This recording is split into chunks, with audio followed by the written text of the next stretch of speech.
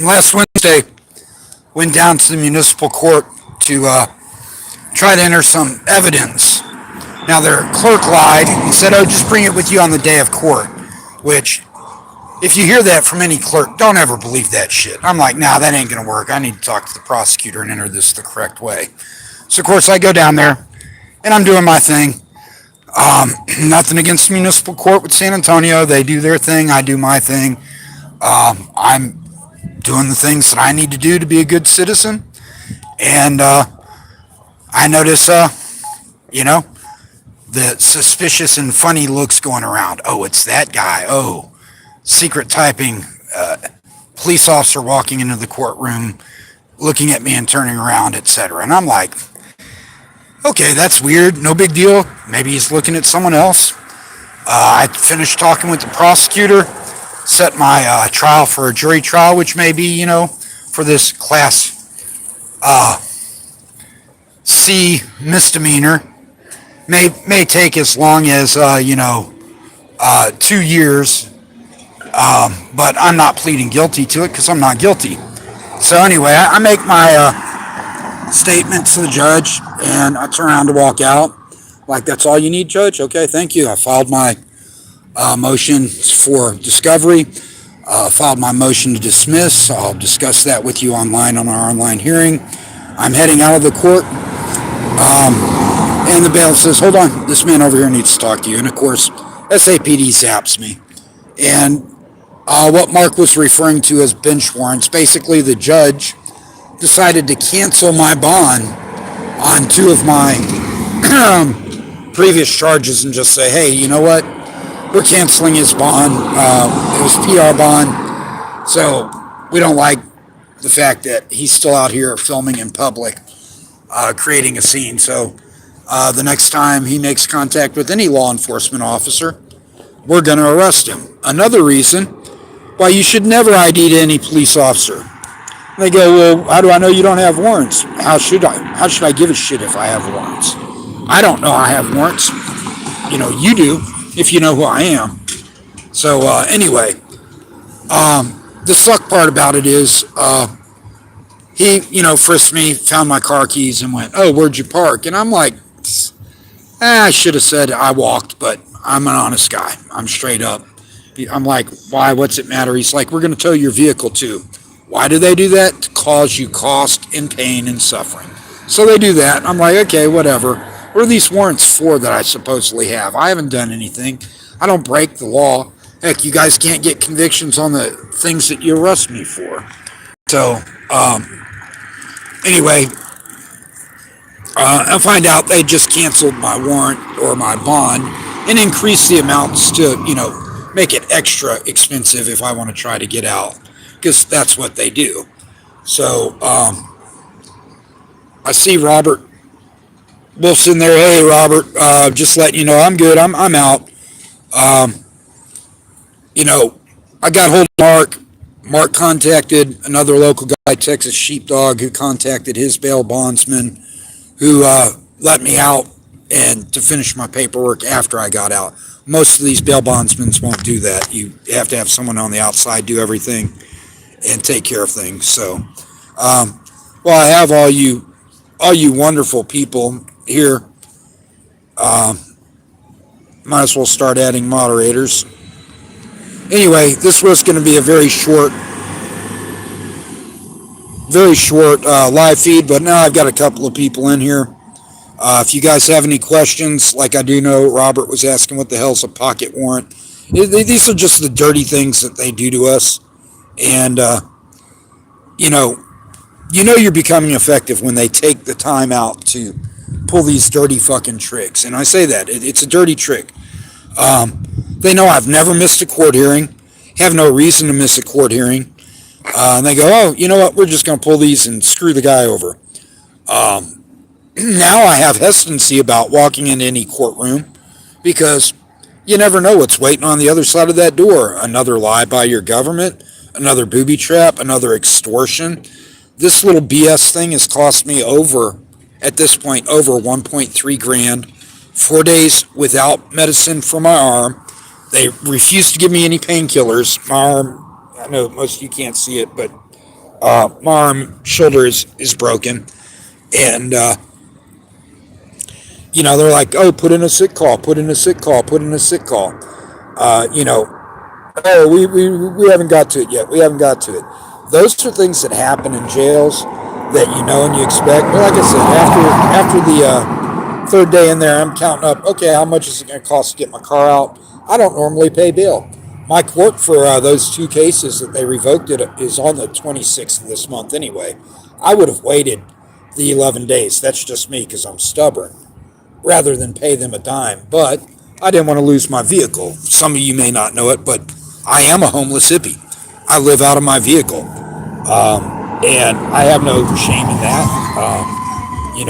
The courts have sentenced me to have a mailing address as the homeless shelter. I choose to stay in my vehicle when I can. I rely on that vehicle, and I wasn't going to lose it if I had any choice. So yeah, I did pay their extortion.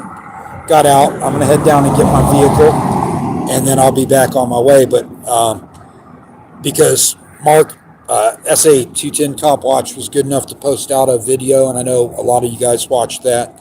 I just wanted to make sure I let everyone know I am out. I'm free. I'm sitting over by a 7-Eleven waiting for them to open up so I can get some cash out before I head over to the far south side of town, because I could try to catch a bus over there. I'm just going to hop a cab, pay what it costs, and get things done, make it easier on myself. I'm frugal. I'm a cheap person, but at sometimes in my life, I don't care about money. This is one of them. I'm like, I'm not worried about, saving a buck or two here. I'm just going to go get done what I need to get done. Then I'm going to kind of relax, de-stress. And again, everybody, the bastards did kidnap me. It was a dirty ploy. I'm out free. No new crimes, nothing like that. Nothing that they're sandbagging me with this time. So,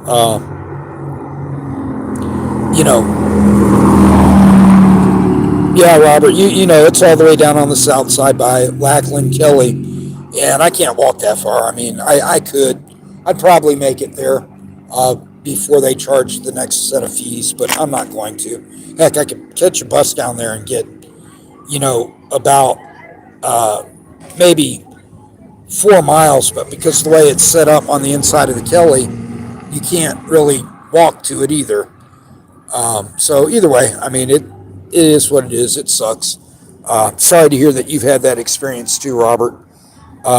Again, guys, thank you for stopping in. This was intended to be a short live feed, just letting everyone know I'm out. I do appreciate you guys stopping in.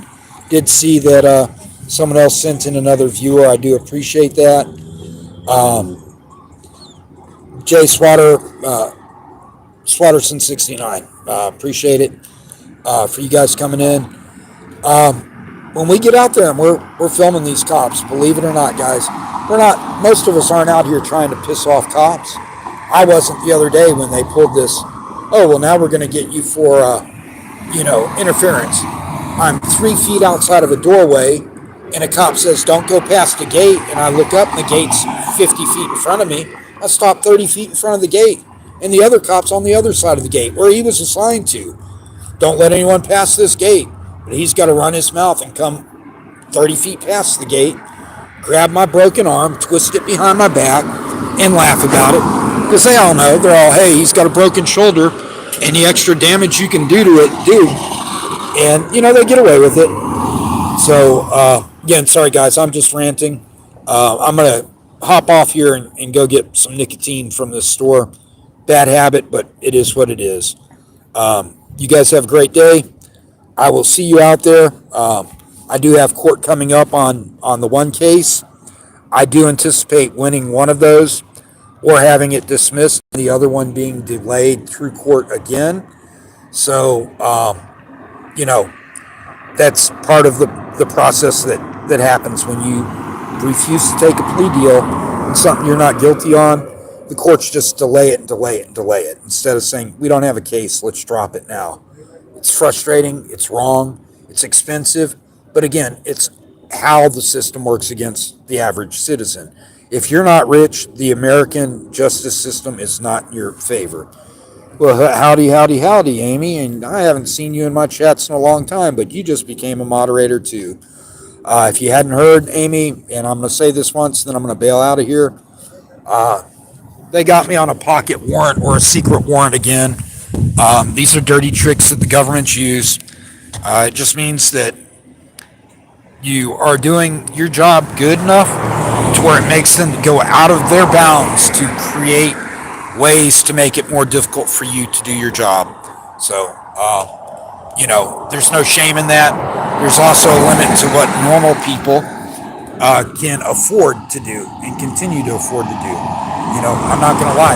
I can't spend $1,300 every time I walk out my door and run across a cop. They know that, but if that's what it is, if it gets to that point, then it's definitely going to go a different direction.